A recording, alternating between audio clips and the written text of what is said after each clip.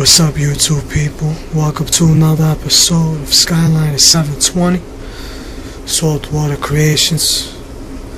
Today is what we're looking at is in my bathroom, the reverse osmosis, 240 gallon per day unit. We're going to perform a flush throughout the whole entire system for the very first time today to get rid of, or discard rather, all of those dust particles that's in the sediment filter, as well as the carbon block and the two membrane assemblies.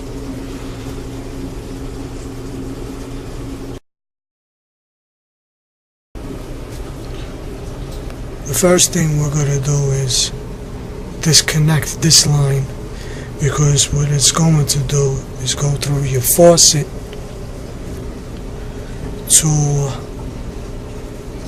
and through the carbon block micron 5, then the sediment filter micron 1, then go into this black line here, and I'm going to pull this out and let it drain in the sink for about, like, I guess 20 minutes should be good.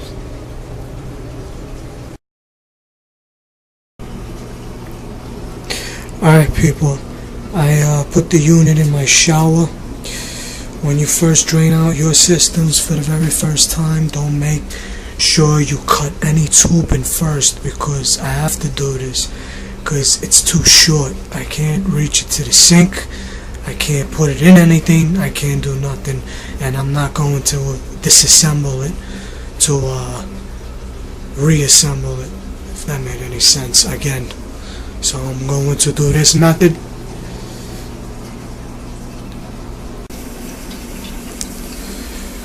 And there she fills up.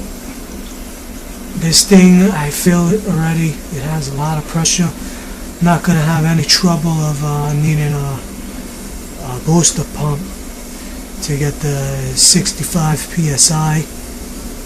Probably I will, don't know yet for sure, but it's a really good pressure coming out of there.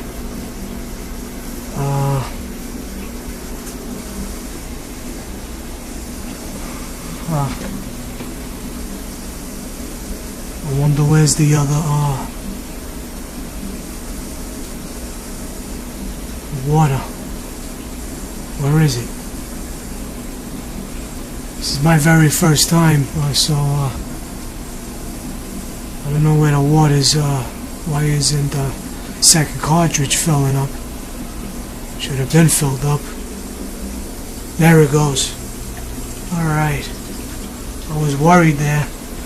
Thought it has some type of a leak or something. So there goes the second cartridge.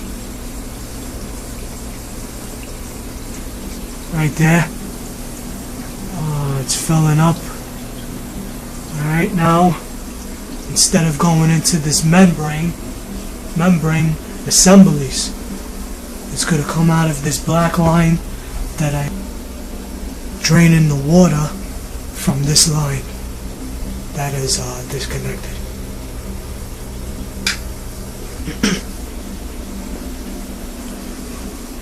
Alright, there it goes. 20 minutes starting.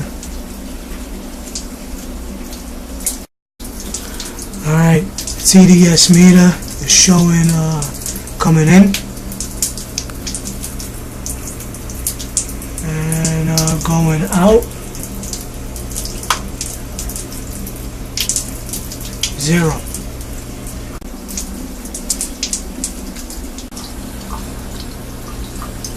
Just wanted to point out here about the TDS meter. Trying to get a good picture. It has dramatically decreased in value of what it was before. I guess when this says 0 as well coming in, that's when you stop the flush. This is only a guess. guess you would want that to the inline to read 0 as well as the out. Okay, it has passed 20 minutes now. Look how the TDS meter has dramatically dropped from the first time you saw. And we are going to reconnect our water line back to the top membrane assembly. And we are going to repeat the process, but in this case, we're going to watch the pressure gauge and check out the PSI. We're going to turn the water on. Now this time it's going to go through the membrane assembly. I do not have a pressure gauge for this membrane assembly, but the original one I do.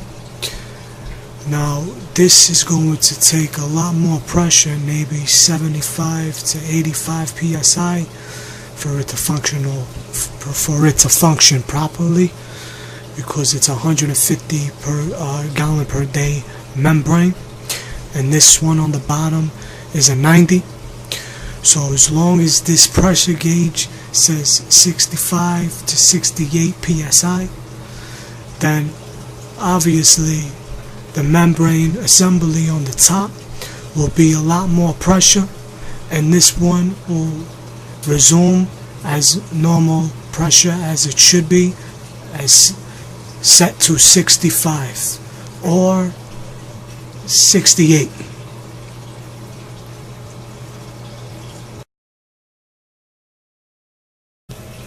Pressure gauge is not moving. It's filling up the fresh water.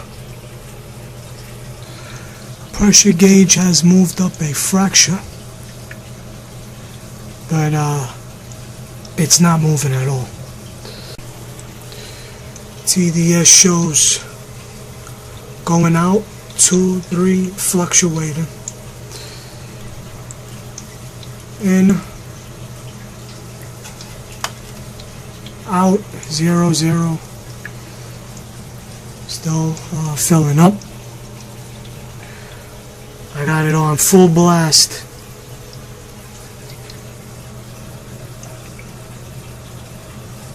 It does nothing. I will be purchasing a booster pump now, I guess.